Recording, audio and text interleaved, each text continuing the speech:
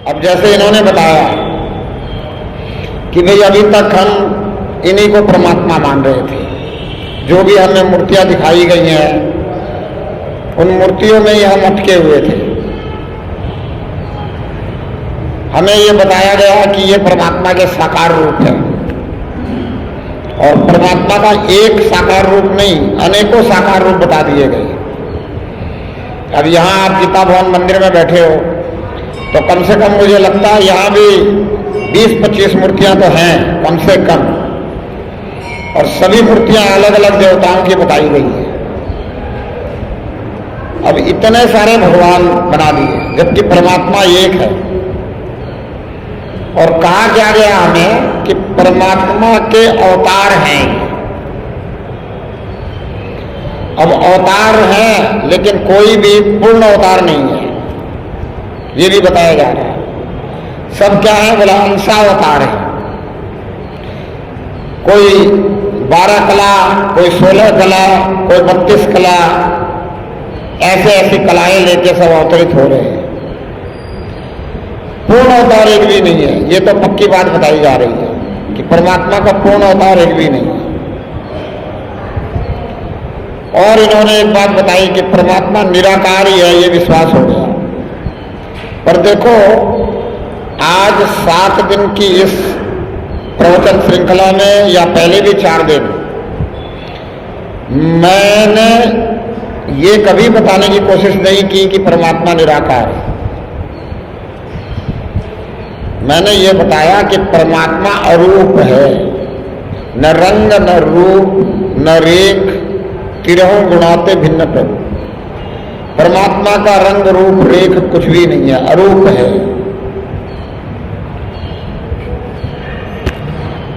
साकार और निराकार तक ही हमें सीमित रखा गया है। जबकि रामचरितमानस को हम पढ़ते हैं, सुनते हैं, रामचरितमानस की बात मैं कई बार बता चुका हूं। एक अरूप, अनीह, अनामा, अज सच्चिदानंद परधामा। परमात्मा क्या है? अरूप है, अनीय है, अनामा है, कोई नाम नहीं है इसका, कोई नाम हो ही नहीं सकता। नाम तब हो ना जब कोई रूप हो,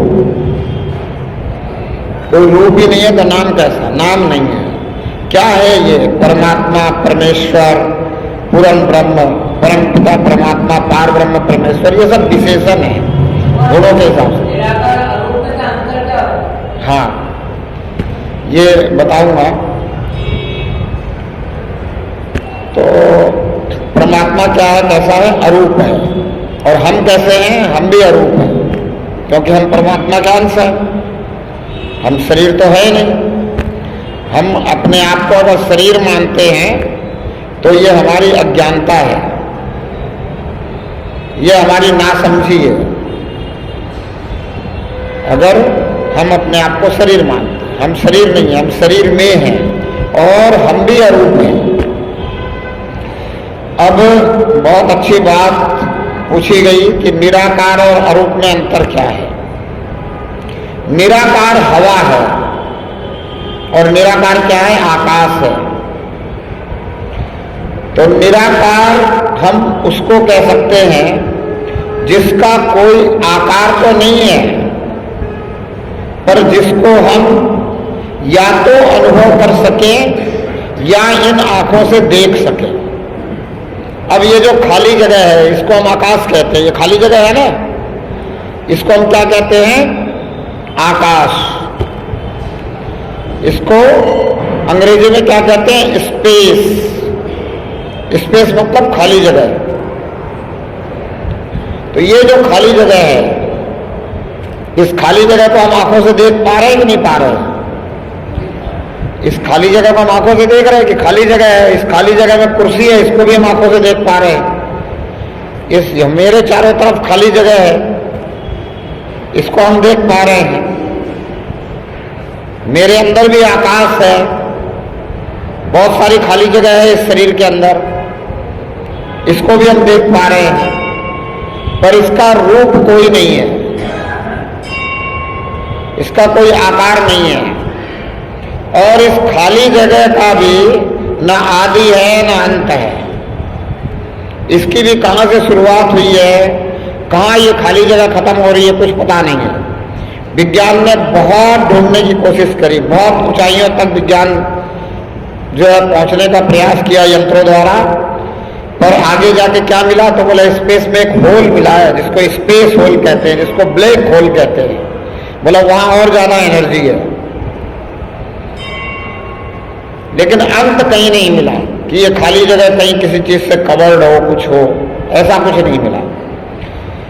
तो ये खाली जगह जो है ये निराकार है, इसका कोई आकार नहीं है, पर फिर भी दिख रहा है इन चर्म चक्षुओं से।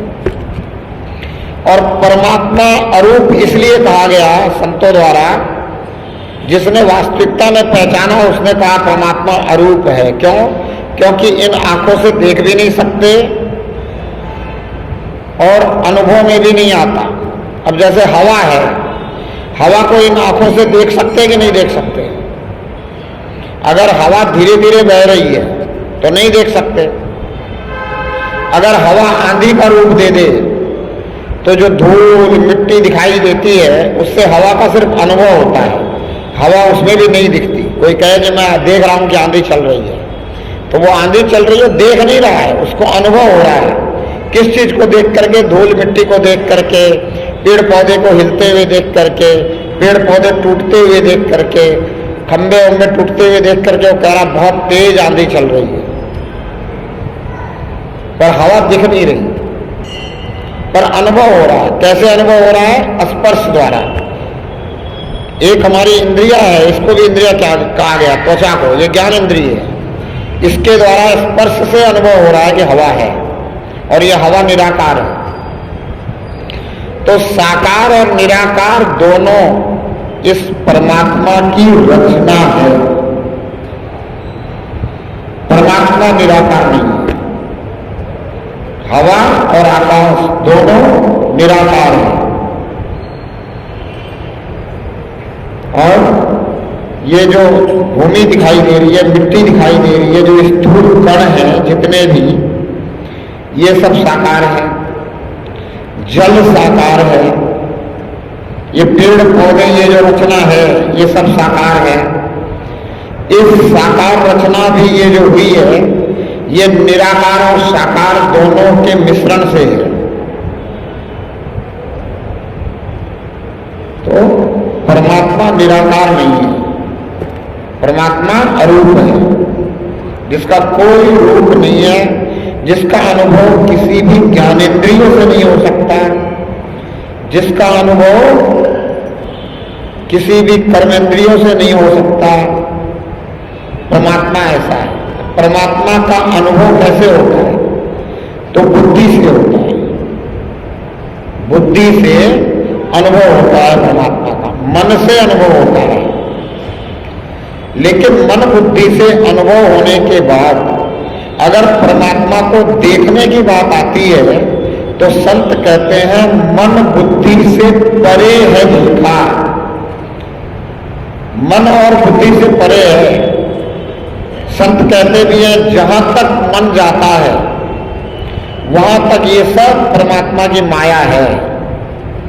जहां तक मन चला जाए आपका, जहां तक आप कल्पना कर सको मन के द्वारा, बुद्धि के द्वारा जितनी भी कल्पना कर सको, परमात्मा के विषय में जितना भी चिंतन कर सको, मनन कर सको, मंथन कर सको, परमात्मा को मनन चिंतन मंथन से आप सही सही वर्णन नहीं कर सकते, नहीं पहचान सकते। इसीलिए संतों ने कहा परमात्मा शब्दातीत है। परमात्मा कैसा है? शब्दातीत है, शब्दों में नहीं आने वाला।